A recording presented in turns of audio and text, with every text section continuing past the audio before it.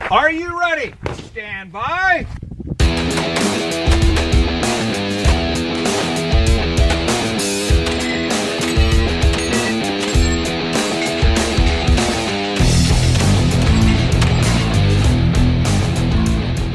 Welcome to the Three Gun Show. I am your host, Dave Hartman.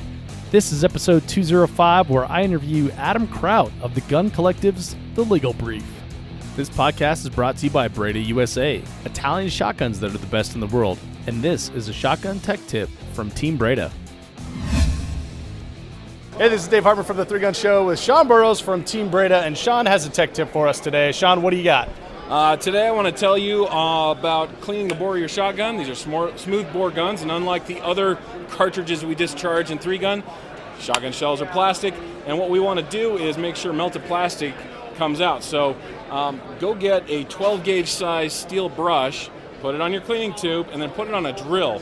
Put some cleaning solution in here and actually use your drill to get it out. It won't hurt your barrel, and obviously there's no rifling to mess up. And it'll keep your gun clean and keep your patterns nice and patterny. All right, there's your tech tip from Sean Burrows from Team Breda. Check out Breda's B12i 3-gun ready inertia-driven shotgun at bredausa.com. That's BREDA. This podcast is brought to you by LAG Tactical. I've been using LAG gear for 3 years now, and I just got an upgrade into their new for 2018 MCS mag pouches. MCS stands for Modular Carry System and is a two-piece design that fits most double-stack 9 and 40 mags and most AR mags. That means I can loan gear to someone in need on the range, even if we're shooting different guns. I've been using these pouches for many matches now, and they've been great. I like that you can choose the retention based on what is required by the stage, Speed Demon or locked in tight. I've been shooting the low-cut Supernova holster as well, and it has been a dream. They make it in a mid and high cut too if you're into that, but I'm digging the low cut. Super fast draws and plenty of retention when you need it. Check them out, lagtactical.com, and use code 3GS in all caps to save yourself 10% when placing an order. Thank you for joining me here on the Three Gun Show. If you're new to the show, this is a weekly podcast where we talk about all things practical shooting and focus on what it takes to improve you as a 3-gunner and competitive shooter. But the show is entirely conversational, and I've found over the 3 years that I've done this that some of the best conversations and learning moments come from that third or fourth question down. Once you get past the doctrine, the gloss, and you get into the truth of why people do what they do and how it makes them successful. That's what we're all about here, so if that appeals to you, go ahead and hit that subscribe button in iTunes, Google Play, Stitcher, Spotify, etc. Once you do, you'll get a new episode straight to your smartphone every single Wednesday. Now on to the show. This is a departure from what we normally talk about here on the Three Gun Show podcast, but I'm really excited to bring this interview to you because Adam Kraut is someone that is doing important work for the firearms community. So who is Adam Kraut? Adam is a practicing attorney in the firearms field, and he works hard through his work on the YouTube channel, The Gun Collective, to dispel myths surrounding legal issues as they relate to firearms. As you'll hear in the interview, Adam ran for the NRA Board of Directors in 2018 and fell short. Since we recorded this interview, he has decided to run again, so I encourage you to head over to 3gunshow.com/episode 205 for a link to sign the petition to nominate Adam for the 2019 NRA Board of Directors. If you aren't convinced yet, you will be after this interview. Now, I want to thank Vortex Optics for bringing me out to Washington for Triggrcon, where I got the opportunity to do this interview, among many other awesome experiences.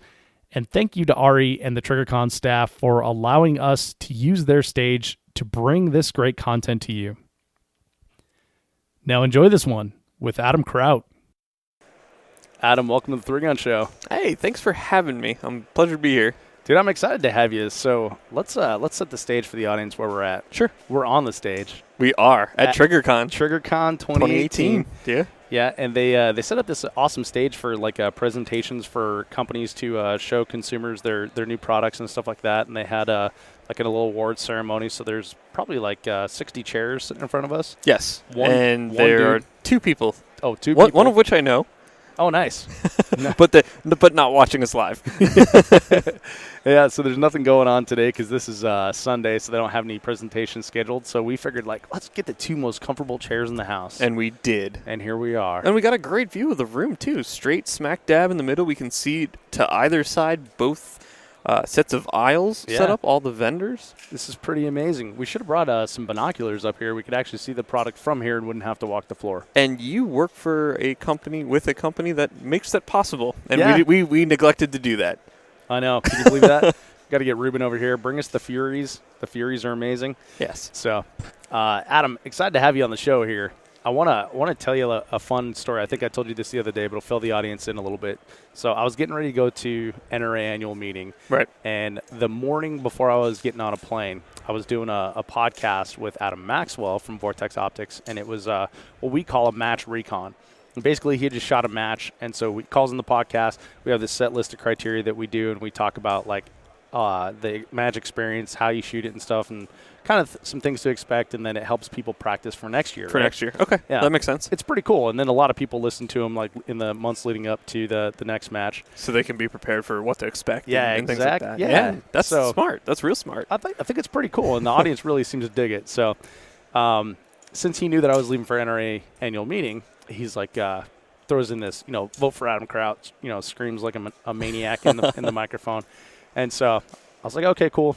And then when I got off the podcast, like I didn't say it on air, because I didn't want to. We were trying to wrap up, but I didn't know who Adam Kraut was. Right? I had seen the little ads, vote for Adam Kraut, right. NRA Board of Directors, right? But I had no sort of context. And so we get off the phone, and we get off the podcast and drive back to my house, call him on the phone. I'm like, who's Adam Kraut? Who is that guy? Yeah, exactly. He's like, well, he's got a YouTube channel. Look him up. All right, YouTuber. All right, no problem.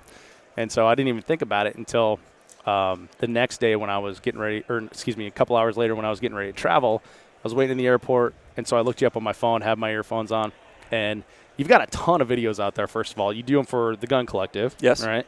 And I went into this hole, Adam, because it's not like the usual we're in the backyard and we're going to shoot some hubcaps kind of thing, which is not at all. Which is what I think a lot of people expect from YouTubers nowadays, especially in this industry. Absolutely. But so you actually have a formal background in law. Yes. Right? I'm a practicing attorney. Mm-hmm. And you do YouTube videos, right? And you teach people about the law as it applies to the firearms industry. Yeah. Well, not just the industry, but I guess the 30,000-foot overview of that was I've been friends with John at the Gun Collective for years. Before the Gun Collective was a thing, we've been friends from the car scene. And oh, cool. Like he was starting to get into guns, and we went shooting for the first time together. I did cars for a long time too, man. Okay. Yeah. We went shooting like 7 or 8 years ago, and that was the first time that anything gun-related brought the two of us together. And then he did his own thing, and then the Gun Collective became a thing. And one day I was ranting about people on Facebook, and essentially just that. I was so tired of the spread of bad information. And at this point, I'd been working at a gun shop for a while. I've been on internet forums, in Facebook groups, and I was just so tired of people perpetuating bad information because, well, the guy behind the counter told me, or my grandfather told me, and you know how that goes, and people don't ever bother to look to see what's what. So I wrote up a post on Facebook about how I just couldn't stand it anymore, and he sent me a message, hey, I got an idea. And a week later, we were off and running, filming the first episode of The Legal Brief, which was the one on ATF 41F, which was happening at the time, and that was, if you're not an NFA guy, so you don't do silencers or SBRs and stuff, that was the regulatory change in relation to legal entities, mainly trusts, and the requirements that for paperwork that would have to be submitted for those. So that's kind of where it started, and the idea originally was to explain really just laws, and I told him very quickly up front that I don't think we can do this weekly. Like, I think we'll be out of content in a month or two. And here we are. I think the last episode I did was number 90 before I left for this. Yeah, so we're 90 episodes later. And as a weekly thing? For the most part, as a weekly thing every once in a while. And I'm trying to get better about stacking episodes every once in a while, or when SHOT Show happens and whatnot. yeah, I saw the look on your face. Yeah, I know all about that life. It's been more or less weekly. So yeah, it's a weekly show, and now it's kind of evolved more so from just explaining the current federal laws to explaining what bills that are being attempted to be passed. Wow, if I could speak today, that'd be fantastic. It is the fourth day of a 4-day show, so yeah, forgive us. But both at the federal and state levels, laws that have been signed or bills that have been signed into law at the federal and state level.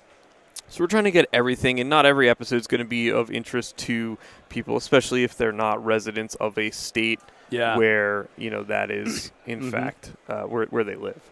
Well, first of all, it's really cool, and I've gone through like a lot of things of, there's a lot of adjacent things to 3-gun that I'm interested in as well that I don't talk a lot about on the podcast. Okay. Because I don't feel that I personally have the knowledge to discuss it, so I don't talk about self-defense. Sure. I don't talk about shooting people in the face because I'm not law enforcement, not military, I'm not a trainer. Nor am I. I don't have background, right? But I also don't discuss like law stuff. Okay. So I stick to like the sporting end of it, right. competition shooting as well. So, and the way I've always looked at it is like, there's legs of the tripod, right? There's the guys that are keeping us safe. There's the self-defense crowd, that's one leg.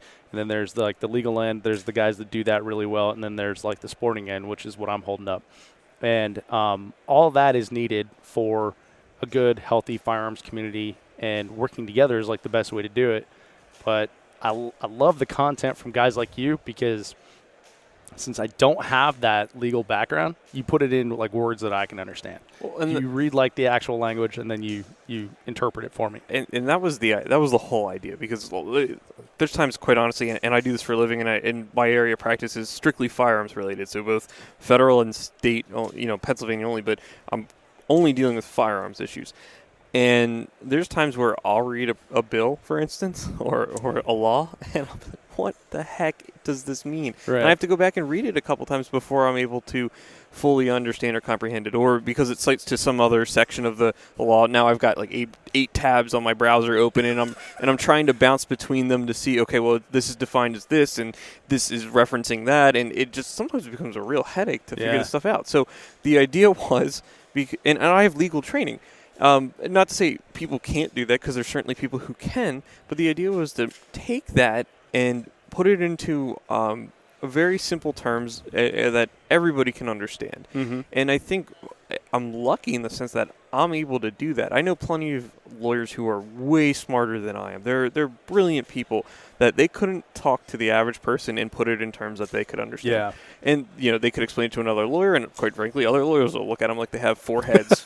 I deal with that on a somewhat regular basis, and, I'm like, well, and okay. And then, to be able to distill down complex information into a simple, easy-to-digest form was really the goal of it. And the fact that even here at Triggrcon, I have people come up to me saying that not only do they love the show, but that they've learned things. Yeah. That is what the whole purpose was. And every time that somebody tells me that validates the amount of time and effort I put into it, because that was my goal, was really just to educate people. And the fact I'm able to accomplish that seemingly on a regular basis is awesome. Yeah, it's pretty amazing. And I have not met someone who has consumed part of your content or all your content and said like, yeah, F that noise, it's not worth your time. Some people. I'm sure you get that because, there is the internet and we get all the time. But I don't find that there's I've run into anyone that's like, yeah, that guy doesn't know what he's talking about. That wasn't helpful, or no. I some people don't necessarily like the meme. So like the other thing, if you end up going and checking me out, if you don't already watch, which is fine, is you'll see like there's memes used in the videos. Like, I mean, we're talking about law. How interesting can it be, right? Well, and you guys spice it up and make it fun, Right. Well, and a lot of I write all the episodes. I read through them with John. So sometimes he'll have questions or say, can we explain this a little better, and I'll just explain it to him. He goes, that's what we need to use, as you just told me that. Let's put that in there.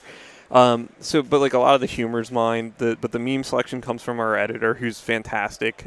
People There were people complaining about the crush part up front. They thought it was childish. So, I don't take crap from most people or anybody really. So what we did was we filmed me doing that sequence in a bunch of different places around John's house and put it at the front of the next episode for that particular person as a, like giant middle finger. Nice. I like to have fun with it. But at the end of the day, it is the goal is to provide information to people that they're able to utilize, and hopefully give to others and help correct that misinformation that's out there.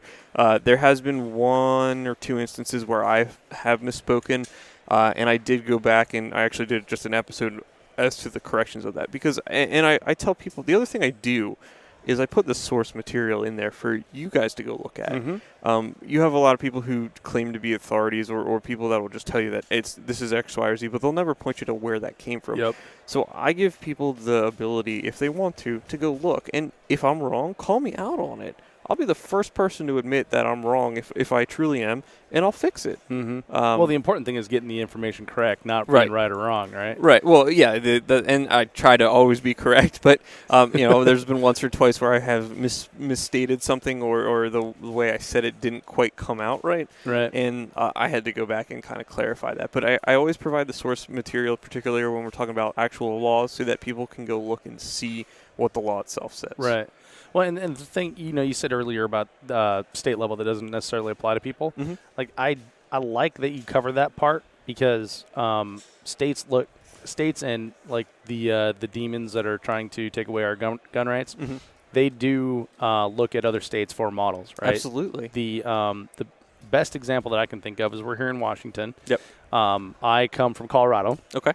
And almost verbatim, the gun magazine bans and the transfer laws that were proposed here in Washington were the ones that were passed in Colorado. Yeah, yep. Almost verbatim. And it's like, hello, people, like, pay attention. Like, this can spread. Don't look at Colorado and point and laugh. Right. Well, I mean, you look at the red flag laws that are being tossed up now. In Jersey signed them into law recently. Illinois signed them into law, and the language may not be verbatim, but mm-hmm. it's very similar language in pretty much all of them. As to explain the red flag laws. So the red flag laws are essentially the law is to allow people to petition a court without the other party present, saying that they're a danger to themselves or others. Mm-hmm. If the court believes that that's the case, they'll issue an ex parte order, meaning without the party who it's against being there for this.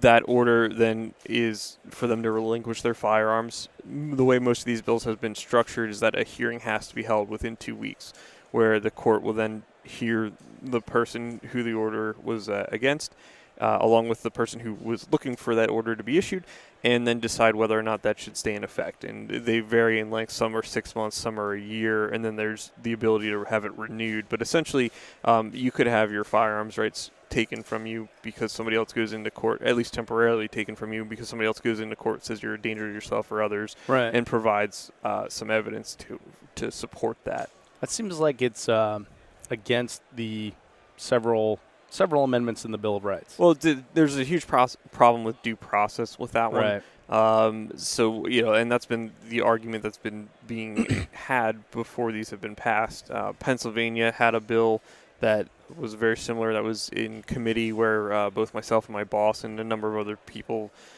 testified against it. Obviously, the Ceasefire PA and the Giffords group testified for those things. So, yeah, I mean, it is becoming more of a state-by-state fight than it is at a federal level. I don't mm-hmm. think at the federal level, I think it's unlikely you'll see any kind of major action one way or the other, both pro or anti-gun. But I think at the state level, as you can clearly see, like, there are states that are taking actions that are, not positive for firearms rights at all. Right. Now, do you see the inaction on the federal level, or at least the lack of attempt, because we have a Republican president who appears to be gun friendly, or do you think that's just like they've found success on the state level and they think that, this is our best avenue for for success? That's an interesting question. I certainly wouldn't call Trump a Republican president. Considering he was a Democrat. Yeah, right considering he was a Democrat right up until when, I mean, he's said things that are concerning, especially if we're talking about red flag laws. He's particularly has said take guns first, due process second. Not only is that offensive for firearms, but just generally due process in general there. Yeah. But offensive for a lot of reasons. Yeah, it's offensive for a lot of reasons. I don't know if it's because they see success at the state level they wouldn't try it, because if they get it at the federal level, then it's game, set, match. We're good. So I think that they are seeing that they can make strides at the state level, and the other side of it, and not to bring marijuana into it, but I think they're comparable in this regard. You see a bunch of states with at least medical marijuana legalizing it. Now there's Colorado, Washington. Right. There's now even Pennsylvania just recently, and now there's a majority of states, I think it's 29, that have legalized it. So in my mind, it's only a matter of time before the feds are going to have to take some form of action to at least legalize it for medicinal purposes, because you have the majority of the states saying that we think it should be legal. Meanwhile, it's illegal at the federal level. Likewise, I can see we can now take this back to guns, and we can have that same conversation where if you get enough states that are going through and making things illegal, and you can take that in now. Well, their federal representatives can go to Congress or the Senate and say, well, we need to make changes at the federal level. And if enough of them agree, what the states want, right? Well, air quotes. And if enough of them agree, or enough states have done it, then I can see that potentially leading down that same road as you see with marijuana. Right. And that makes a lot of sense. So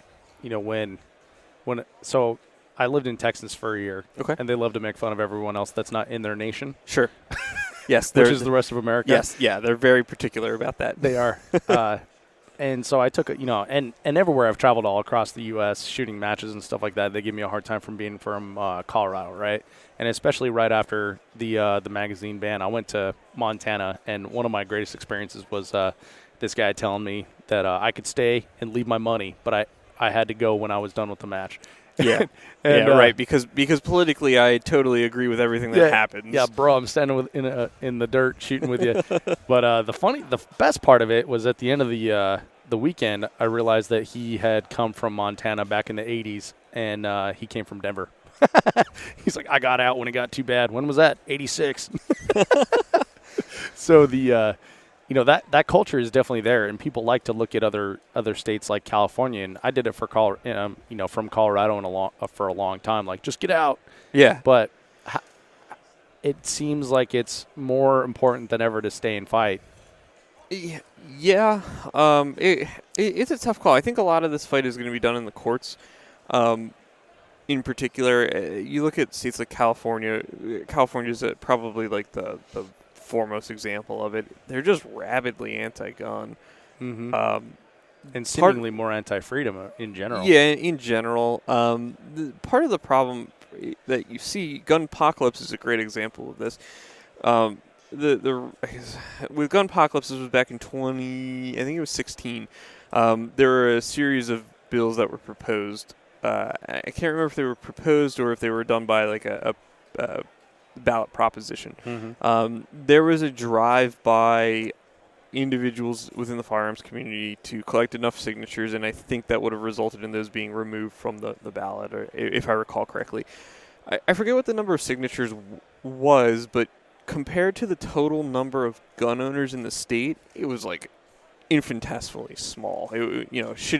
Gun owners, if they had been paying attention and cared and engaged, that should have been done in like a week. Right. Without a problem. Gun shops had it in their shops. There were people, I heard stories from people that I spoke with, that they offered to drive people to go get their signature on that petition, and they fell short.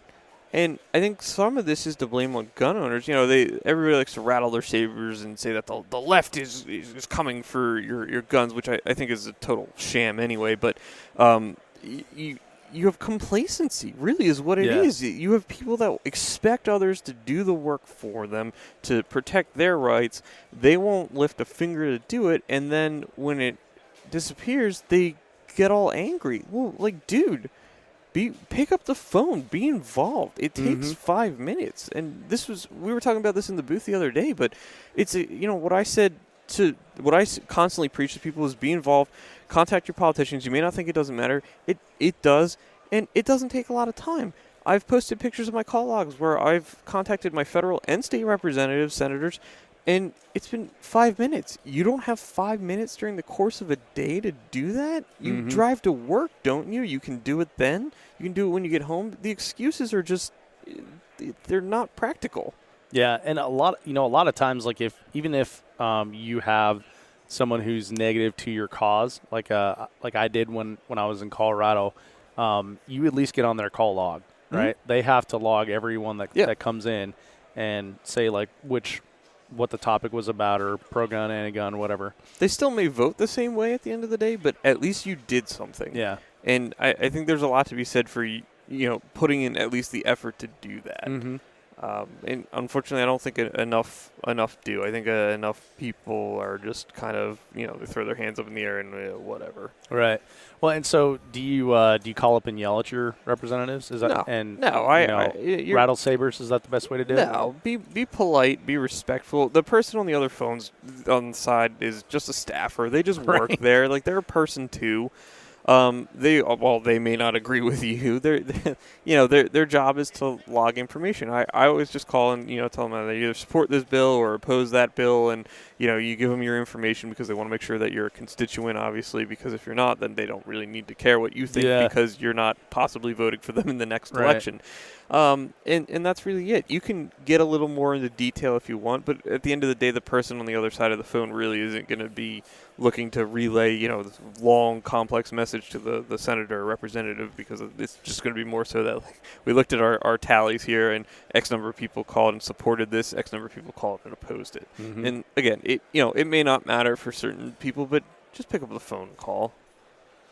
Well, a lot of times I think there's a culture in the firearms industry, or gun culture as it is, of maintaining like a low signature, right? Like, I don't want to be on a list. I don't want to be on a list. I don't want to be on the list because I own guns, so I only buy private sale and so I don't call my legislator. I won't sign my name to a petition or something like that. Right.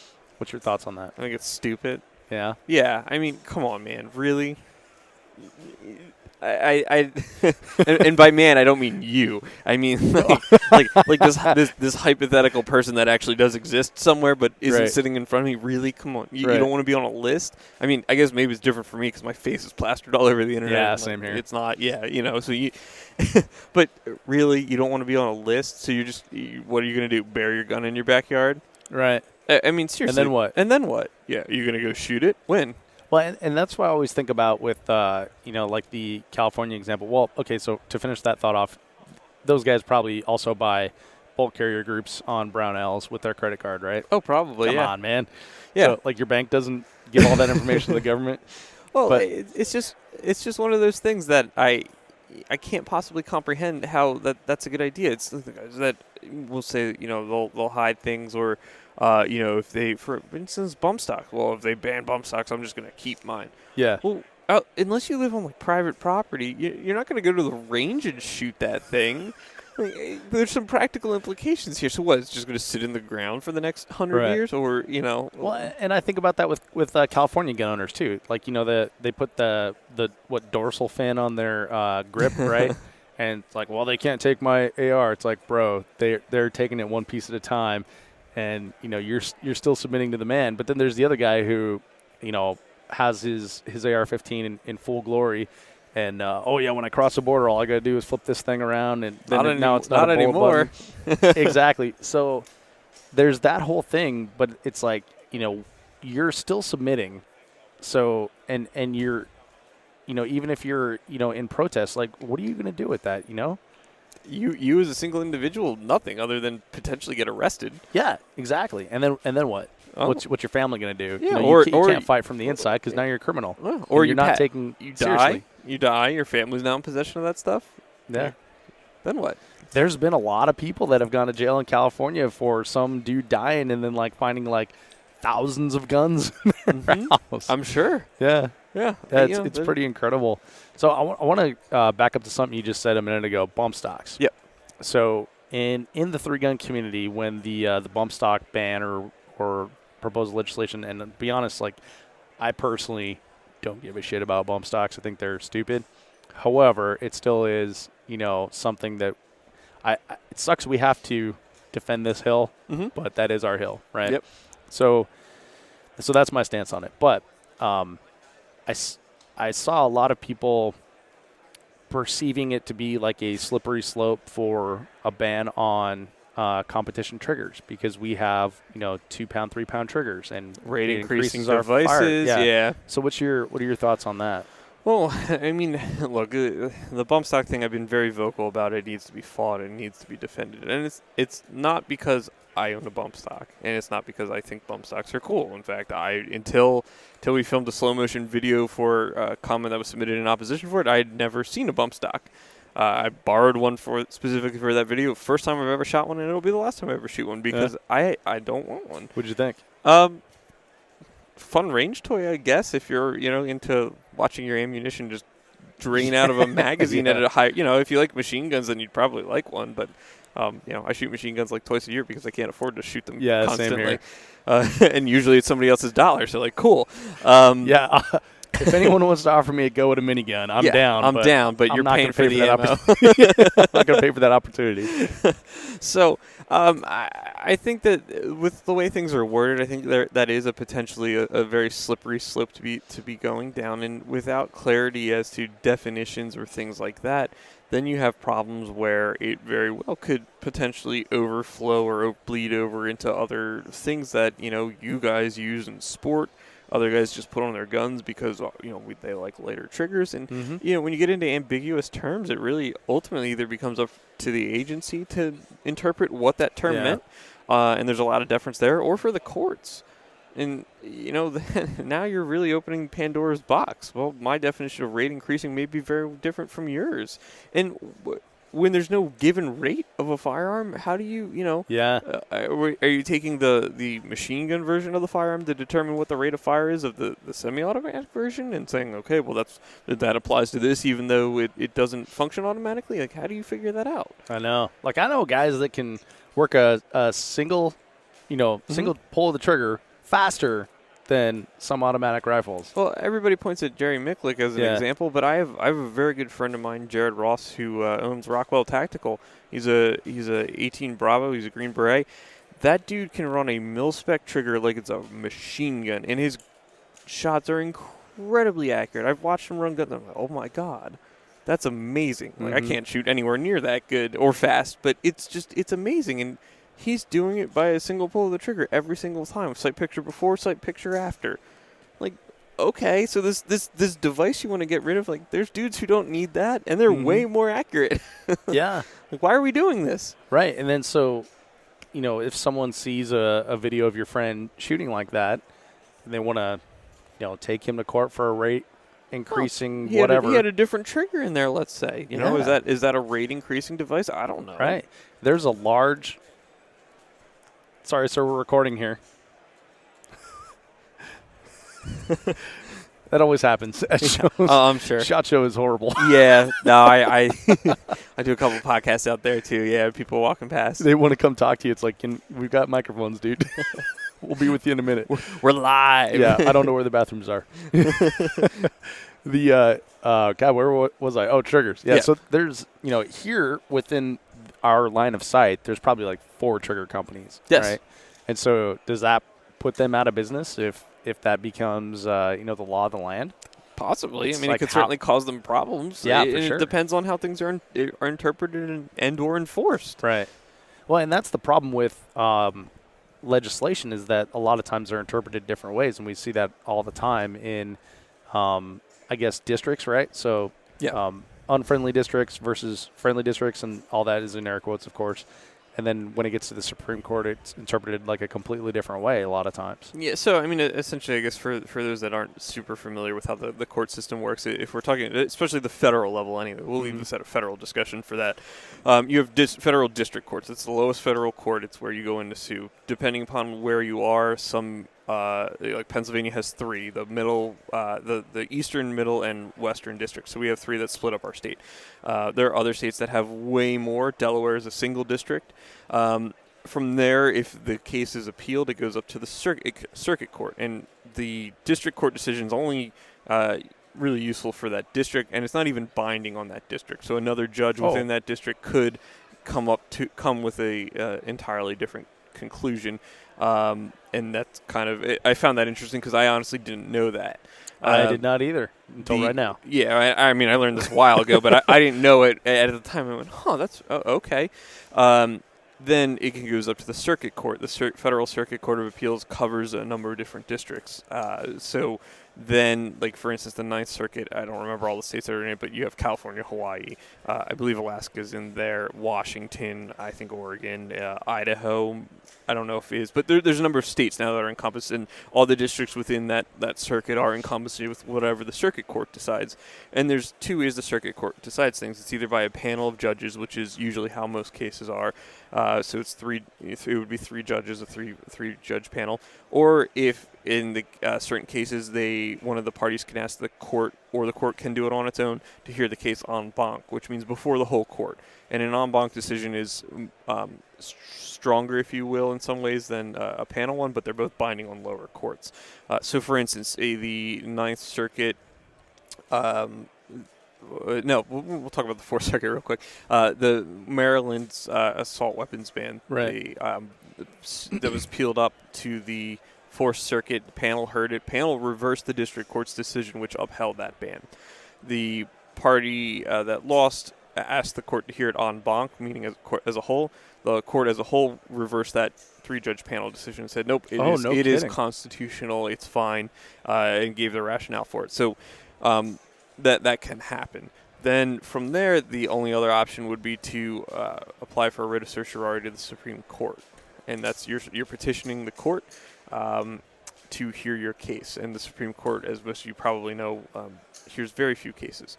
And a lot of times it waits to hear cases until different circuit courts have come to different conclusions. So when there's now starting to become a circuit split, so like the First, the Third, and the Fifth say one thing, and the Second, the Fourth, and the Sixth circuits say another thing, and now the law in the country is kind of uneven, and there's no common consensus between the lower courts.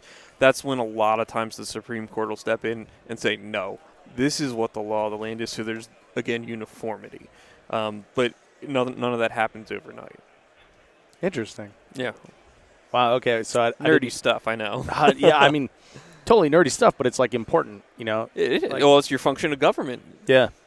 Yeah. Like I learned a lot about crap in high school, but none of that stuff on like what's important to, actual real life. Yeah. So like it's and it Adam, it's amazing age that we live in that guys like you and I can go over to YouTube with our cell phone, speak into it, and send a message out to, thousands, millions of people. Everybody has a voice these days. Yeah, it's absolutely incredible. Yeah. So so before I want to talk about that a little bit. Before we get into that, what should we as firearms owners be paying attention to right now? Well, I would certainly encourage you to be paying attention to what's going on in your particular home state. I mean, the federal level, I don't think you're seeing any major activity. And right now, we're headed into midterm election season, so I think you'll likely see a little bit of a calm. There's certainly, if you look at the campaigns that are being run, and I think we had this discussion yesterday, you're starting to see that there are campaigns being run. Well, he supports, Trump, and he supports gun rights, and I'm, for the safety of the children, and for assault weapons ban. And I think you'll see that through November, and then after the new year, I think is where we're going to start seeing this stuff start all over again. It's not to say that there won't be a push in the interim here, but I think right now politicians are going to be focusing more on being politicians and trying to get reelected or elected to office. Mm-hmm. And then from there, who knows? I mean, if there's a big flip in the House, especially at the federal level, maybe what I said earlier is all out the window, and there very well may be a very big push at the federal level to get stuff done. Yeah. Yeah, and it's interesting how the same methods that we use to push our agenda and the things that we want, whatever we want, whatever you're talking about, is used by the people that, want to take away firearms rights. Right. So just pay attention to what legislation you like, and then that tactic can definitely be used against you tenfold. Yeah. Yeah, it absolutely can. I personally subscribe to a number of anti-gun groups' email lists, so I can see what they're doing, what they're up to. I mean, really? I just get really pissed. Well, I mean, for what I do, it makes sense. It just keeps me informed. Now, obviously, it's not the backroom discussions that are being had and tactics that are planned out, but if they're doing email blasts about a particular bill or something like that, it keeps me in tune with, okay, well, maybe I need to go out and start being vocal about this with, hey, you guys need to start picking up the phone, calling and telling your representatives that they need to either oppose this bill or support this bill because I see the other side doing it. Yeah. Yeah. I mean, that's a very good point. All right. I'm going to have to create a new email address and subscribe to that junk. Yeah. All right. So let's switch up a little bit. We started talking about at the start of the show here, NRA Board of Directors. Yes. Why do you think that why do you want to be on the NRA Board of Directors? Well, I had interesting question. So I know. I'm friends with a few of the directors that currently sit on the board, and it was through conversations with one of them that he essentially said, I think you would be a good board member. You're young, you have ideas. The organization has some institutional reluctance to change. Demographic-wise, I believe personally that the NRA is, cutting off its nose to spite its face. It's taking a direction where it's trying to appeal to.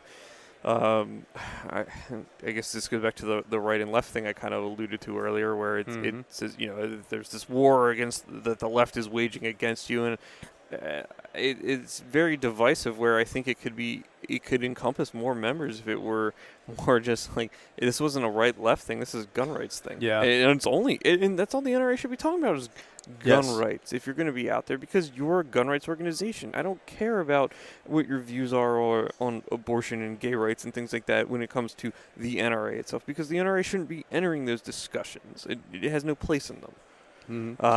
And I see that. I see that as well. I see that they're trying to appeal to what the demographic they think is their constituency, right? Yes. But when I talk to people candidly, like for some reason people, so okay, you probably get this too. They understand like I'm in media. They understand I talk for a living. Sure. But they want to candidly tell you their secrets. Yeah. You get that too? Yeah, sometimes. And it's like, bro, I'm the last guy you're supposed to be telling this to. Well, but a lot of people have come out to me as like, I don't want to say this or anything, but I have a lot of liberal leanings, and I'm here in the dirt and we're shooting matches with people. And that's fine, man. It is totally fine. Like, and I don't know, why does someone have to come out like that? That's what I don't understand. It's like there's room for everybody. They shouldn't have to do that. I've had this conversation like 8 times while we've been here at Triggrcon. There was a really interesting article I read that I reposted. I'll repost it, I guess, on like the public figure page or whatever. But essentially, there was 2 individuals I think one's working on a doctorate that they looked at. I forget what the theory's called, but it essentially is that you have 2 different fringe groups on either side. You have the far left, the far right, and you have a whole bunch of people that are in the middle. And the far left and the far right are very, very vocal about their positions and that the other side can't possibly be right. And because these people in the middle feel like they need or want to belong to a part of a group, they publicly may say that they believe X, whatever side that is. But realistically, they're in the middle going, you're both stupid. Oh, yeah. Like, you guys are just dumb. There's room for coexisting here. And certain things, certain people won't negotiate on certain things. Like, I think firearms rights are important, and that's not something I'm willing to negotiate on. But I think there is room to have at least a discussion where we can walk away at the end of the day and disagree with one another, and you may understand where I'm coming from, and I may understand where you're coming from, and that's it. We had a conversation. So essentially, you have this middle group that's not saying publicly that, hey, look, you guys chill out, right? And as that drift continues to divide, where those fringe sides are now like it's actually that divide's getting greater over time because people are kind of saying, yeah, that's what I think and that's what I think, but they're not actually saying what they think. Right. So to go back to your point, I mean, like, if you're at a match shooting with some dude, he's there because he likes shooting. right? We all have something in common with one another, be it other things other than guns, and guns may not be that common link. Like I'm a huge deadhead, and I'll you get your little teddy bear on. And I don't hide that. In the beginning, when I first started running for the NRA, I was like, oh man, like that's probably people are probably gonna have a problem with that, and I didn't really. I wasn't super open about it. Like, people who knew me knew. So I was at a Dead & Company concert this past summer, and I was talking to the guy on the lawn behind me, and he asked me what I did for a living, and I made the mistake of telling him exactly what I did for a living. rather than just saying I practice law and I do civil rights litigation. I was like, I practice law, I do civil rights litigation and for firearms. And he said, oh, well, you for or against? I said, for. That's what I do. I represent individuals and manufacturers at the federal and state level. And he's immediately, well, I don't think anybody should own an AR-15. Cool, man. I do. I think people should be able to own machine guns. I can tell you right now, you and I are not going to agree on this topic. But we both enjoy the music that's here. Why don't we find other things to talk about? Because I'm not changing your mind. I know that. And if you can't possibly be so foolish as to think you're going to change my mind. Right. So why don't we just talk about something else? Like, we're not going to have a common ground on that topic. But we both like what's happening here. We're both having fun. We were talking about food 5 minutes ago. Food was great, right? So there are things, and I think both sides are very guilty of not being willing to chat with one another about things. You'll probably find if you talk to other people, you have a way more in common with them than you think. Oh, for sure. You just got to talk to them. Yeah. And this whole identity politics thing, I think, is a real. It's damaging society in the long term. I think it is too. And I don't know how you, short of people taking it upon themselves to become people again, I don't know how you fix that. I like that we're able to talk about it, especially in different forums. One thing I reference all the time is Joe Rogan, right? Yep. You say something about Joe Rogan, you can immediately draw like a corollary, right? So for you, for example, like I said, like, well, this is a Joe Rogan style podcast. Like, so now it's not like, hey, welcome to the Three Gun Show with Dave Harmon. It's just going to be like a conversation. So I'll mention that to people in the firearms industry, and it's interesting the reaction you get because Joe Rogan smokes weed, he's done mushrooms, he's done LSD, but like he had fun. Yeah, exactly. It's like he's lived life a little bit. He's lived a good life. He also eats ice cream.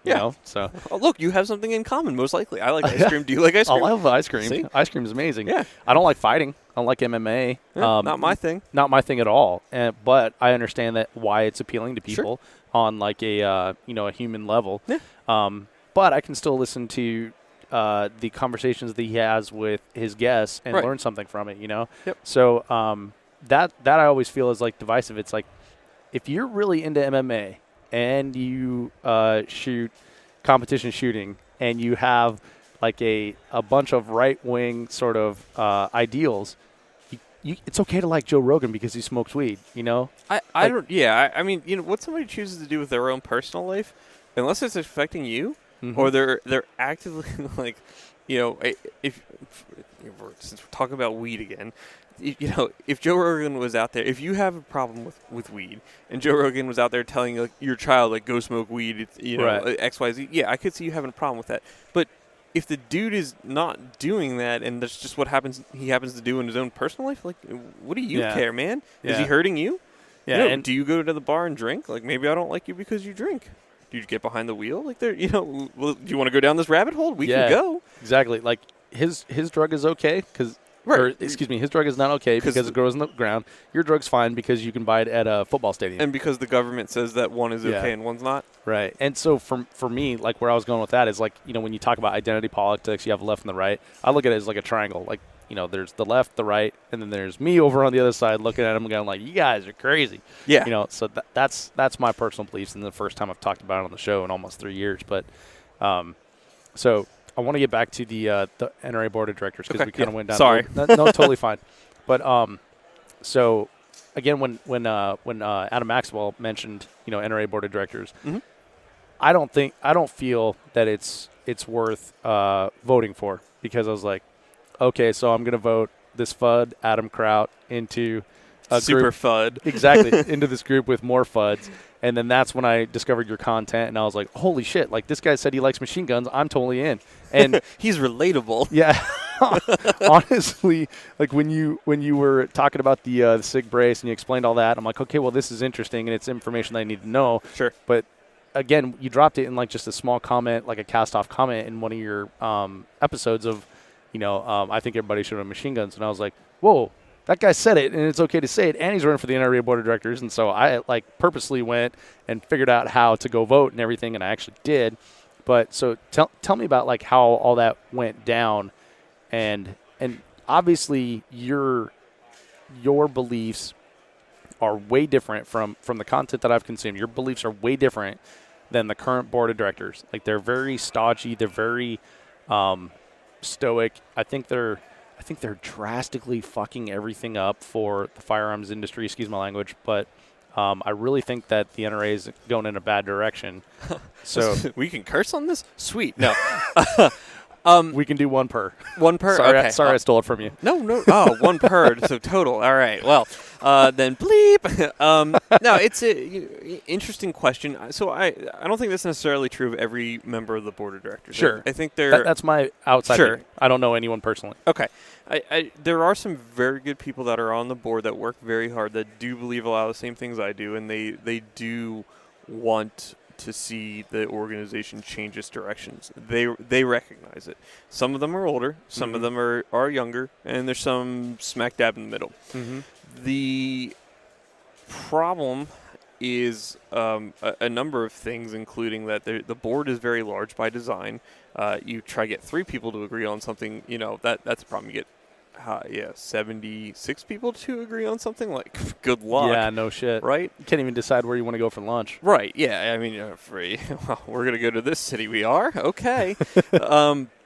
So I think there's some problem there. You look at also just the election process and the way information, I was staring at Wayne LaPierre's face glaring at me through that case over there. Oh, my God, yeah. It's amazing, isn't it? It's like Wayne staring at us. I'm going to take a photo of that. Okay. So the other part of the problem is just the process. So one of the things that people have said to me over the last 2 years, even while we've been here, has been that until I ran, nobody really had a conversation about any of it. And yes. After I decided I was going to run, I ran by petition both times. So petition of the members. There's 2 ways you get on the ballot. Petition of the members, where you go collect signatures from voting members, so life or better, annual member the past 5 consecutive years or more. They're the only people that can vote in these elections, and they're in the mail ballot, rather, and they're the only people that can sign petitions. So out of those 5 million members, I think there are 6, whatever it is now, there were like 2.2 million voting members, and who knows how many of them are dead.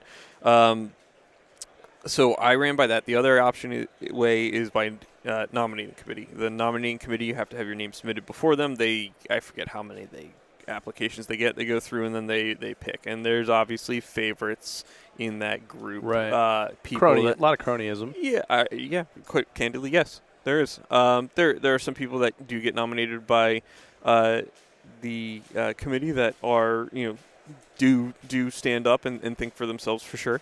And there are others that just go along with the program. They like being on the board. Just like collect a paycheck and there's no vote paycheck. How they're told to be. There's no paycheck. Yeah, it's not a paid position. Well, now it's confusing. Yeah, so it's not a paid position.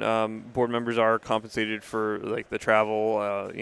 Comped for like board meetings for the hotel, and I think that's about it. I don't know about food. But it's not paid. There are a few board members that get paid, but they aren't paid for being a board member. They're paid for other services they provide to the organization. So like Ted Nugent, for instance, gets paid for appearances, but not because he's a board member, but because that's separate. So then totally just train of thought has been wrecked here. Sorry, man. No, it's okay. I went off on a tangent. Get excited.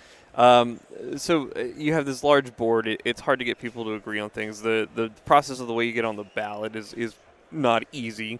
And then on top of that, you're only given 150 words and a biographical sketch to describe yourself. Describe yourself, not describe what you think the organization should be doing, not what you believe the way direction it should go. It's just what your accomplishments are. Okay. Right. Well, and you can't put a website there. So you can't direct people elsewhere. So unless somebody decides that they're going to go and attempt to learn more about you on their own, that's what you get, 150 words to describe yourself.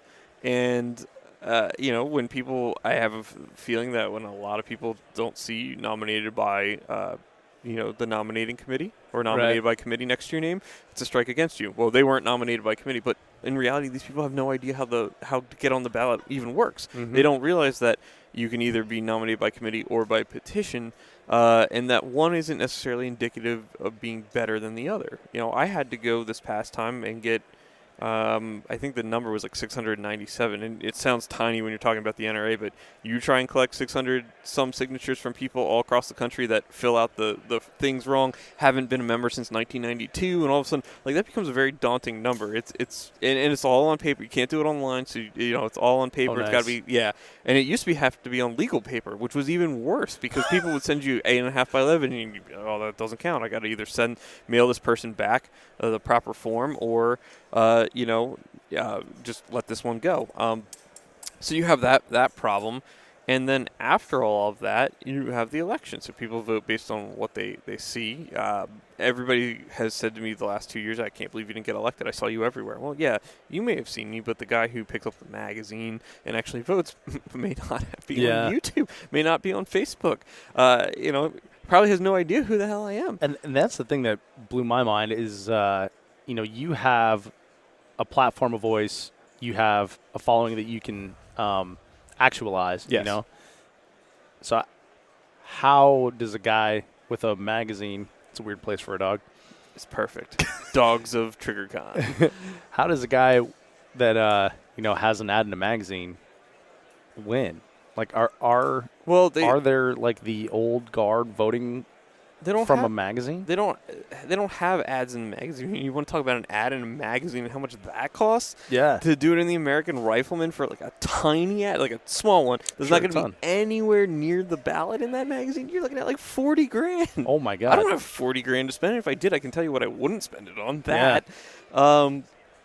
So it's just based on the sketch that you get. People vote, and then it is what it is. And then the other way you can be elected, there's a 1-year term, the 76th seat that I ran for both times at the annual meeting. That's voted on by members at the meeting. The only requirement for that is you had to be a member for greater than 50 days prior to the meeting. So that's pretty much everybody that goes to those things, except the guy who bought the membership at the door to get in to see whatever's there. And that's that. The decision to do it, going back to, I guess, really the question that was asked at the beginning, the decision to do it was based on a lot of conversation with not only current board member but friends, thinking what can I bring to the organization, because I think the NRA is very important. I don't like the direction it's necessarily headed, and I'm concerned that it's going to really cut off one leg to keep going down the road it's going for what. So I came up with, if I'm going to do this, I'm going to campaign for the position, which nobody had ever done, I don't think, really before. These people don't know who I am, so I have to lay out a case as to why you would want somebody like me on the board. As you said, you're like, well, who's Adam Kraut? Yeah. Right? Yeah, well, exactly. Here's who I am. Here's what I think. This is what I think the organization should be doing, should be looking at, should be doing better. Not to say that they don't do some things really well. And that was kind of that. So I campaigned for it, and I think if nothing else, over the last 2 years, I've certainly raised the awareness of the process. I'm still amazed at how many people have no idea or ask questions that you're like, really? But at the same time, a lot of people have said, hey, I had no idea about that. I learned about this, or, I voted for you, or now I'm engaged. And what I'm really hoping for is that these people will continue to run with this ball, remain engaged, and then other people will see, look, well, Adam might not have gotten elected, but maybe I can. And start picking up and going at it, and really just starting to try and be involved in an organization that is a members-driven organization at the end of the day. And the last thing I'll say on it, because I think it's really important, when you're not happy with the NRA and you're not happy with what it's doing, you need to not email ILA. You need to not email the headquarters building. You need to contact the board of directors. The idea is that the board is supposed to hold the officers of that organization accountable to you, the members, and you elect that board. Mm-hmm. So contact the board of directors. If you're unsure how to do it, in the magazine, there's a thing at the bottom that tells you how. You have to include your membership number so they know you're a member, but you have a voice, use it. Right. Let them know that you're pissed about things. I would also add that if you're not happy, so NRA, like it or not, represents all firearms owners. Yep. And if you're not happy with it, saying F you and abandoning it is not the way to go. Right. Because then you have 0 vote, 0 voice. Right. So and continuing to be a member and, like you said, being active and contacting the board of directors is a much smarter way to go. Well, the other part of that, I mean, that's a really good point, is that the number of people who participate in the elections, it was like 136,000 people who voted. I forget how many votes I lost in the mail ballot this year, but like, it's not a significant margin. And if all these people who are just, well, screw them, actually stood up, participated, and people started living, well, I think I can do it, you may have a very different looking organization. It just requires you guys to be involved. Yeah.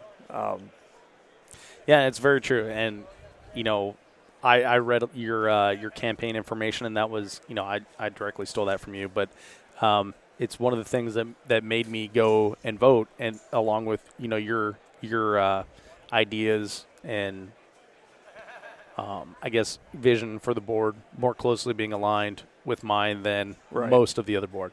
Well, and I'm encouraged about some of the people that got elected. Well, and time will see. I the one thing I never said was that I would be elected and walk in the room and say, all right, you guys have been doing it all wrong. This is how we're going to do it, and that's what would happen, because that's incredibly dumb to actually think. First of all, Second part being, it's not how you affect change in an organization. Well, not only that, but they're not doing everything wrong. They're doing some things wrong. They're doing some things very right. I don't know where I was going with that. There's dogs here. I know. Understand. I got totally distracted. They're so cute. They're just like lying down. They want to play with each other, but they're not being allowed to. Well, okay. So, as far as like are you going to run again? As of this year, for this coming year, no. I'm okay. not. The one thing it did do was it chewed up into a lot of my personal life. I spent God knows how many hours either doing campaign-related stuff, responding to comments on forums, Facebook, YouTube, emails, phone calls, meeting people at events, which that part I really do enjoy the interaction with other people. Sure. I love meeting people and chatting with them. But I need a break. I did it 2 years in a row.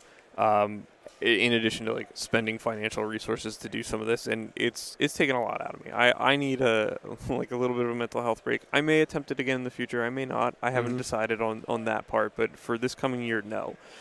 There is a gentleman, Luke Crawford, who is. Hey, I know that guy. Yeah. Okay. Yeah, he shoots 3 guns. Yeah, he does. Yeah. I've met him several times in several different states. Okay. Yeah. Well, Luke has decided that he was going to throw his hand in to run by petition of the members. So I would encourage all you guys. Yeah, 3-gun shooter. There you go. Yeah. To go give him a look. If you're an NRA member, contact him to get a petition to sign one for him to get him on the ballot. Do what you guys can to get him elected. I think I've talked with Luke. I've known Luke on and through various things, and I think he's a good dude with his head on straight and squared away, and I think he would be a good choice for you guys. And he actually has political history, too, yes. of affecting change at his college successfully as well. Yep. So, yeah, good for him. Yeah. Good. Yeah, so that's great to hear. That would be my plug here as somebody you can look forward to support, and I've done it publicly before, and I continue to do it. So yeah, as of right now, for this coming year, no. Possibly in the future, we'll see what the future brings. So how about the future as a whole for you? Where do you see like your career in say the public eye? Because you have your day job, sure, for lack of a better term, but you have what you do professionally, and then you have what appears to be unprofessional. I was not going to go there. I was going to say recreational. That's cool. I did. Self-deprecating humor is my thing. Totally stealing that one, by the way. But yeah, the with Gun Collective and stuff like that. So you've got a lot going on. When I saw that you're running for the NRA Board of Directors, Gun Collective, and then I found out that you're like an actual practicing attorney. Yep. I was like, damn, I'm not doing enough. Like this guy's like. Oh, I'm doing too much. You are, dude. When do you sleep?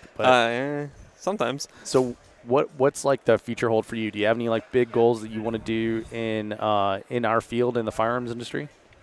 No. No, I don't. Well, and of course, and of course, you guys can't see my facial expressions and like my head laying back on the chair when I go, no. No, I don't have anything that's set in mind. I'm always looking for opportunities. The one thing I do enjoy is, especially as time goes on, is being in front of the camera and I don't want to say being a spokesperson, but that kind of relationship of explaining things to people through video media, and even audio is cool too.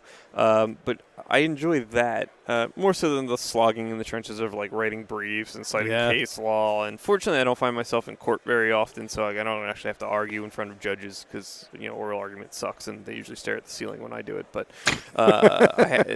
true story. First oral argument I ever had to go for a case that I represented my boss in for a right to know law request in Pennsylvania.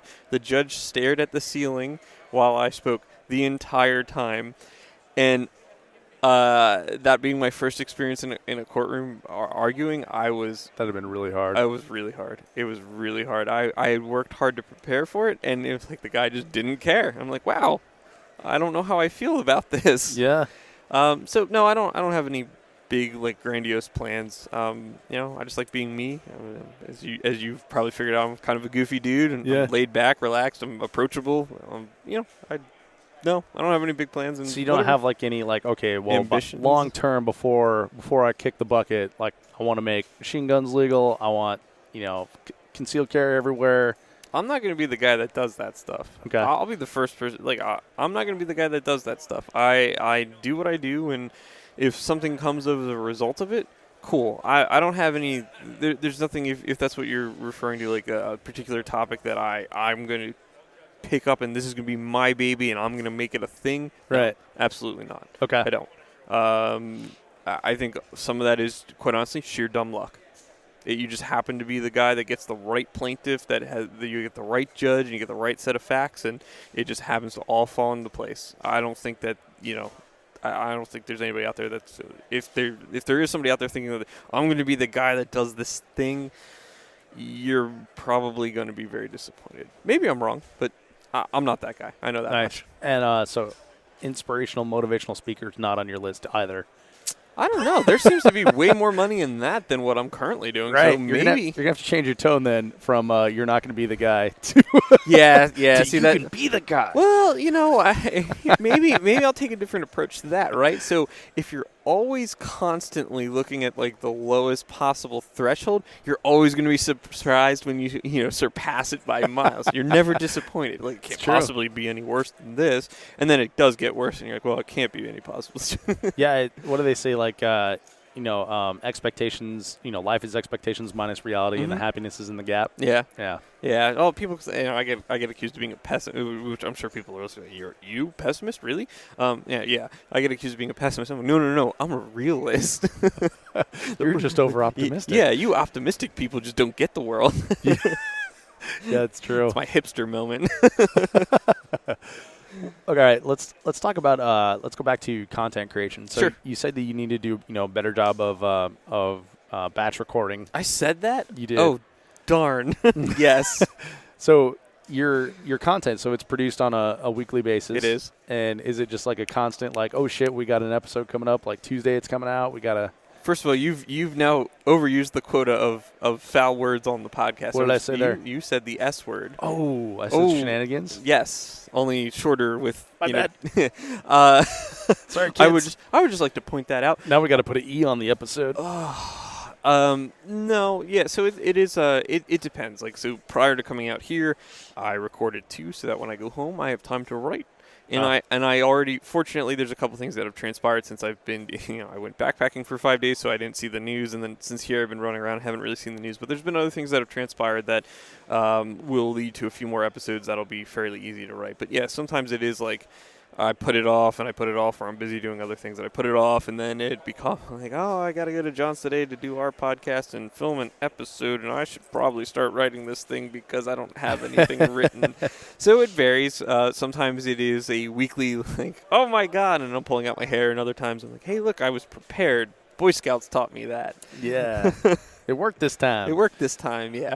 Yeah, same here. I've done that quite a bit. The weekly content production is not easy. Oh my God, it's a nightmare. It really is. It is, but the flip side of the coin is like sometimes coming up with topics is also difficult for me. I'm very fortunate that as of late, I use fortunate in like I guess kind of quotes because unfortunate events have transpired. But fortunately, there's been a lot to kind of discuss. But other times when I'm starting to search for topics and I have to really look for them, like I've written about a bunch of these laws, and maybe I'm not so pumped about having to go read and research this thing so I can produce content on that. And there are points where it is a little bit of a struggle to come up with stuff. Do you ever have a piece of content that you put out and you're like, I don't know, wasn't necessarily my best work, not really proud of that? Or do you feel like everything you put out is like, this is the absolute best I can do? No, I don't feel that way. There's always room for improvement. I don't know if there's anything that comes to mind where I could point to and be like, yeah, that one in particular, I was like, oh, not too happy with it. Because generally I like to think I do a decent job, but could I do better? Absolutely. There's no question I could always do better. One of the things that I'm trying to work on for like personal growth is the delivery. It's gotten to the point where now I can kind of hear myself falling into a particular cadence and I try to correct it. And sometimes I don't necessarily know how to. So I've identified that there is a problem and I just don't know how to make that leap from, okay, I'm starting to kind of, it's just the same repetition. All right, I need a break and to change the inflection here, and I just missed that mark. So I've been watching a lot of YouTube videos outside the industry to see what they're doing as far as like production and everything, because growing the Three Gun Show YouTube channel is something that I want to do, because the audience has wanted to see these episodes for a long time. So the ones I do over Skype, we've changed that to doing them on YouTube. Okay. And now we can broadcast that. It works out well. Haven't quite figured out like a good mobile solution, as you know, so we're only doing the audio right now. But one thing that I've noticed, especially in tech, like camera reviews, Macintoshes and shit like that, stuff like that. There's, like you said, the cadence. There's a YouTube cadence, and it's like, this is the new MacBook Pro, which is of course the 4th in their series. Right. Please stop that. Yeah. Please holy cow! that. Like everybody You does could just that. speak like a normal human being, because you're probably not in front of the camera trying to read a script. Yeah. And maybe you are, I don't know, but you could just talk like, hey, this is the new MacBook Pro. It's the 4th generation MacBook that's come out from Apple since the inception of the product. Wow. Yeah. Really difficult. Without a script. Adam Kraut, everybody. Yeah, buddy. Write that down. But there is a YouTube cadence. I know exactly what you mean, because I've had to listen to it when I was looking for phones. Yeah. I was trying to research. My phone was on its way out, and do I want a Pixel 2 or do I want something else? And yeah, this is the Google Pixel 2 XL. It's new from Google this year, and oh, cool, man. Like, please stop. Just tell me about the phone, man. Yeah. Yeah, it's kind of funny because everybody does it. It's almost like there was like one guy that was successful on YouTube, and everyone just like copy printed, Control C, Control V, all the way down. Well, imitation is the highest form of flattery, I'm told. Yeah, for sure. All right, so let's talk about the actual production of the content. So take away, interacting with fans, changing lives and stuff like that. Like, obviously that's the reason that we do it, is to reach people and spread a message. So what is your favorite part of producing content aside from that? Wow. Getting to see myself on the internet, obviously. No, I don't know. Real big fan of me. Yeah, huge fan. That guy, he sucks. Click the red X. Can't get enough of me. I really don't know. I didn't do it for fans. Like I said earlier, I did it for the educational aspect of it. The fact that people think I'm cool, or that like people, I don't want to say people treat me like I'm famous, but people come, it's kind of... We gushed over you a little bit in the Vortex booth when you came by. That's stupid. Don't. I'm just like a normal dude walking around, right? Like, as you probably found out, like, I just hang out like everyone else, and I've been hanging out with you guys for a while, actually. Like, people come up to me, and I've seen where people have been nervous to talk to me. I'm like, dude. Yeah, and that's happened to me, too. People are like, you're Adam? Yes. Hi. Oh, I'm a huge fan. Well, what's your name? You're a person, right? What's your name? Why don't you start with, hey, I'm, Gary, nice to meet you. cool, Gary. Nice to meet you too. Dude, that's my Where are you biggest thing from? is like the people never say their name. They're like, "Hey, Dave, it's good to meet you," and then they'll walk away. It's like, "Whoa, who are you, bro?" Well, yeah. I mean, they stand there, and I'm like, well, what's your name? Oh, I'm Joe. Well, hey, Joe. Nice to meet you, Right. man. I like that's really what I enjoy, and it was, I guess, I never thought that this would be as, I guess, big in some ways as it is. I never in a million years thought I would go to like a trade show and people be like, that's Adam Kraut. Like, yeah. Hey. There he is. Oh, I mean, I am. Yeah. It's still foreign to me. And I really hate when people treat me like I'm somebody special, because I don't consider myself to be special, and I really don't. I'm just a dude who happens to get in front of a camera every week. That I got lucky that I guess if you want to call it lucky, that somebody gave me the means to put my voice out there on a platform that does reach people. And if you guys are consuming that kind of content, awesome. That's fantastic. I'm glad, and I really hope you guys do enjoy it. If you got constructive criticism, I like to hear that stuff too. I mean, it's nice to hear, like, I learned a lot, and I really like what you do. That's cool. But if you got something like, hey, I think you can make it better by doing this, cool, man. Tell me how to improve it, because we're always looking for ways to do that. And sometimes coming from the dude who's making it the entire time, like, you just don't have the answer. Oh, for sure. And like early on, there were people like, well, this part really sucks, that part sucks. I'm like, help me. Like, if you know. Don't tell me it sucks. Tell me why. Well, I mean, tell me why it sucks. Yeah. It's the same thing. I get that. Sometimes people with our podcast, there were a couple of people like, yeah, we don't really like it. Okay, well, what don't you like about it so I can make it better? Yeah. That would be helpful. If you're specific, and it's criticism's fine as long as it's constructive. Like, I can take that and run with it. If you just want to be a dick, then well, cool, man. Like, have a good one. See the little red X up there? You could just click that and don't bother leaving a comment, because I don't care. Yeah, and I've gotten a lot of criticism with nothing backing it up. But the like I said, hey, this sucks. It's like, well, help me fix it. Some guys have, and they're like, well, you're this level on your mixers to this way or that way. Turn this knob. Yeah. And there's been amazing people that have helped me out where they're like, just take a picture of your mixer and send it to me. And so I take a picture, and they're like, oh, yeah, this knob here, turn it to there, and all of a sudden everything's amazing. Yeah, and it's a learning experience. Yeah. But the cool part, so it's totally a learning experience, and I'm open to learning all the time, and that's what the show is all about. But the cool part is, like, the people that are listening get to participate in that, right? It's not just like NBC where you just throw something at them and expect them to consume it, Yeah.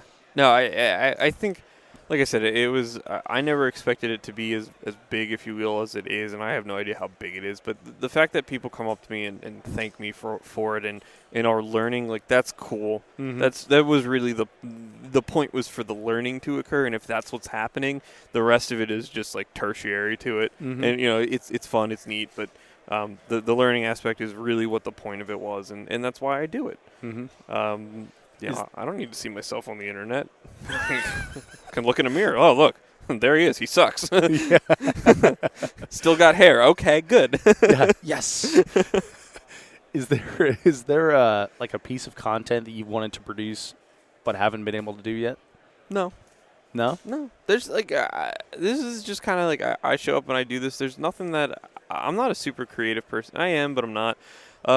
There's nothing that I've wanted to do that we haven't done. And again, my stuff really revolves around the legal brief aspect of it. Occasionally I help John with other things, and like you'll see me in other videos on the Gun Collective here and there, but for the most part, like, I just do the legal brief and that's it. We'll see what the future brings. I may end up trying to sit down and come up with some other ideas for things, but as far as like the legal brief, its format works. It's a proven product, if you will, and I don't see the need to alter the main gist of it. I think there's improvements that can be made within it, but as far as like the general basic formula, it is what it is, and I don't see that going away. Especially the crush part up front, dude, if you're listening. If you happen to be a 3-gunner, well, now you know how I feel about you. Are there other avenues that you want to pursue outside the legal brief as far as content creation? Interesting. on the video format, maybe there are some other things I could see myself doing. I had a lot of fun doing SHOT Show coverage. I had a blast doing that. I thought that was a good time. There are other things as far as content production that I'm starting to do more writing. I'm starting to write more for Recoil. I enjoy that opportunity, and I think that's something I would like to push a little further, because I do have the ability apparently to write pretty well and communicate clearly that way. That's what you get for going to law school and college and all that nonsense. Stay in school, kids. Yeah, for me, some of the structure there has been a little bit of a struggle to change from the manner in which I write for legal related stuff to just the individual reading it. Writing a script's one thing because I know I'm saying it orally, and I try to just write how I'm speaking, and occasionally that gets a little wonked. But writing in a manner for a magazine, for instance, is even a little more different than that, because now people are just reading it. So I guess that kind of goes back to personal development. I'm trying to work more on that. There are some ideas I have for I guess a little mini series, if you will, that's gun related, but it's not related to the law aspect of it. It would be I'd like to do something documenting my journey as a beginning long range shooter. I just got a fix from Q. Oh, cool. Super pumped about that. I'm a member of a range where it goes out to just past 700 yards. And I took one long range class I was invited to for it was actually my boss's birthday. He signed me up for a class and took me with him. So I that's the experience I have with it. And quite honestly, for shooting, that was the most fun I had in a really long time. So I'm excited to get into that and just kind of document my journey, not as this is what you need to do because I know what I'm talking about, but this is just kind of this is the stuff I'm learning along the way. Right. And people really identify with the stuff that I'm learning along the way. Absolutely, because a lot of them are going through the exact same thing or are thinking about it or have just done it. I'm not going to appeal to the dude who's shooting PRS matches. He's going to be like, you idiot. You're doing that totally wrong. But other guys will be like, oh, yeah, I had that same problem, or okay. There's so many different levels, right? So for me, I've never shot any precision either. Okay. So I would consume that content just because I want to get into it. Where, guys that are on a totally different level, sometimes it, shit goes way over my head, especially when they start talking about math and ballistics and everything like that. Oh yeah. Yeah, exactly. Can you draw pictures? Yeah. Preferably really simple ones with stick figures, if possible. Yeah, and I think the 3-Gun Show has been that for me. If you listen to the first episodes, there's a lot of questions that I have about this, that, or the other thing, and how you try it. And it was coming from a place of ignorance and a lot of times ignorance for the sake of the audience. Yeah. Trying to explain a lot of things from top level shooters and how do we get them to come down a level to explain it to somebody who doesn't quite have that foundation to discuss it at that level. Yep, absolutely. So cool. I'm looking forward to that. Definitely do that. Well, I don't know if they're going to let me do it, but that's my plan anyway. No one can stop you, man. You got a phone right there. That's true. I could just put my face on YouTube on my YouTube channel. That's right. All right, man. Well, I've exhausted all my questions here. I want to ask you about the last one here. You just said you exhausted all of them. All my questions I wanted to get on the legal topics and everything. Okay. Last one. You said you shot a 3-gun match one time. I did. How did that go? Not well. No? Not well at all. All right. So it was a local club 3-gun match. It wasn't. I don't know if it was technically a 3. There were 3 guns used. Right. So what were the guns? 3 guns. Well, there was a handgun, shotgun, and rifle. Sounds like a 3-gun match. Yeah, it sounds like a 3-gun match. I don't know if it was a sanctioned match. Maybe that's what I should say. Most matches aren't sanctioned. Okay, well then I shot a 3-gun match that wasn't 3-gun nation or whatever. Yeah. Okay. And so I brought I think it was shooting an HKP 30. I had an AR-15. God knows which one it was. And the shotgun I borrowed my dad's Beretta 1301. I think those old police trade-in ones. Mm-hmm. So Yeah, I'm like I chat USPSA on and off. Like I was never very consistent with it, and I certainly never like went home and dry fired or anything like that. So when we're talking like I shot a match, it was like I showed up and like I shot a match. So not the best, but I figure it got me like moving and gunning while running and things like that, and that's something that I didn't normally get to do. So the biggest thing on that one was when it came time to utilize the shotgun, not because of the reloading part, because when I loaded the frickin' gun, I didn't hit the button on the lifter underneath because I wasn't super familiar with how that one functioned. So every time I shot that thing, I had to rack that charging handle back, and I ripped like my hand open, and then I was shoving shells in the gun, and I'm bleeding, and by the time that stage was over, and like throwing guns in barrels was new to me, and by the time that stage was over, I had it. I was done. I was so done. And then I went home and I'm like, why isn't this thing working? And I looked, I looked online to see. Oh, I hate myself so much. It was just that little button. All I had to do was hit the button, the lifter would go, and then boom, we'd be in business, right? Nope, not for Adam. So you had a bolt-action shotgun? Yeah, pretty much. I had a bolt-action shotgun that had a magazine at least attached to it. Yeah, it was rough. But that was pretty much my experience with 3-gun, and I haven't been back since. Not so much because that soured my taste, but the opportunity I don't think has really shown itself. And honestly, just shooting competitively and time-wise, I haven't really had the time. It does become like a huge time suck, for sure. I think, and we'll see where this distance rifle stuff takes me, but I know there are matches up in Vermont and New Hampshire, it's a little bit of a hike for me, but I have friends up that way, so we'll see if maybe next year that's something I get into because. Well, you said you're in Pennsylvania? Yeah, outside Philly. There's several ranges in Pennsylvania. Oh, okay. Yeah.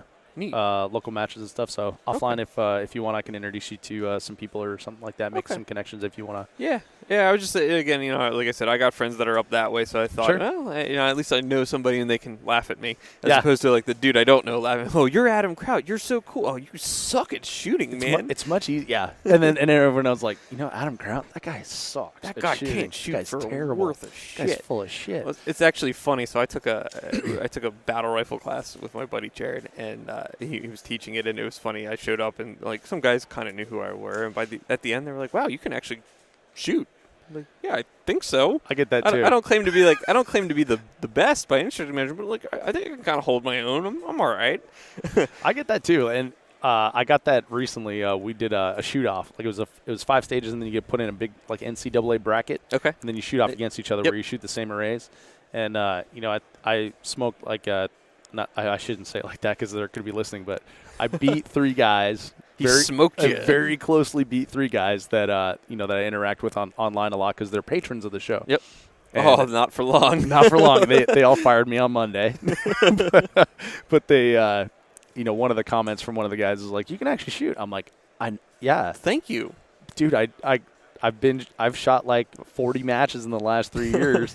Yes, I can shoot." And I think people are confused by the questions I ask, and I'm trying. It's like we're trying to teach here, man. So there's a little bit of that going on. Yes, I'm learning along with the audience as well, but and I'm not the best, but I can hang sometimes. You don't necessarily have to be the best. You can still present information about things and not be the best about it. That's why you're presenting information. Yeah, exactly. And over the 3 years of doing the show and all the audience learning, I've learned as well. So that's pretty cool. That's rad. It's cool to be a part of.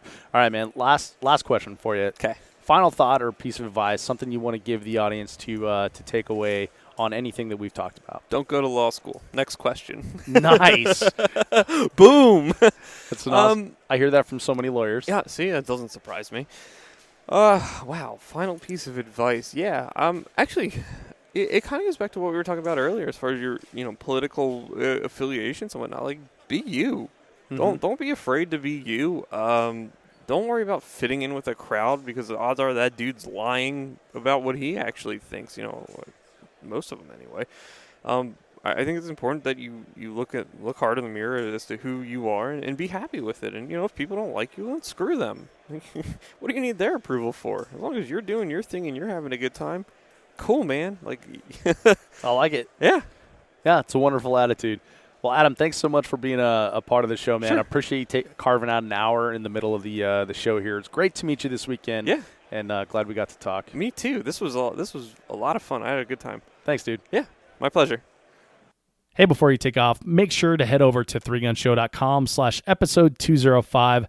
There you will find the link to Adam Kraut's website and the petition to nominate him for the 2019 NRA Board of Directors. If you like what Adam had to say in the podcast, take the time to mail in a petition, and let's get another voice on the board that speaks for the modern firearms owner.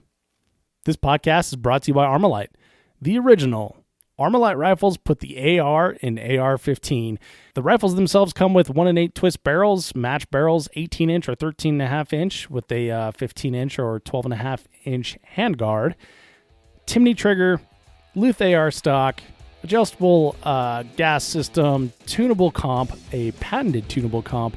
This thing's ready to go right out of the box for a 3-gun with no additional modifications other than putting on a nice optic. I myself use a Vortex Viper PST 1-6 when I'm shooting TAC Ops or their Spitfire when I'm shooting limited.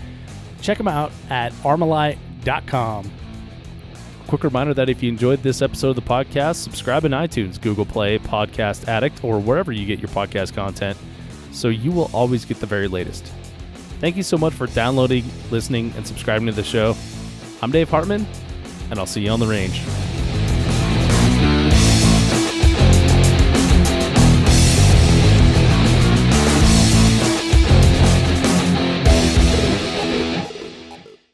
If you are finished, unload, show clear.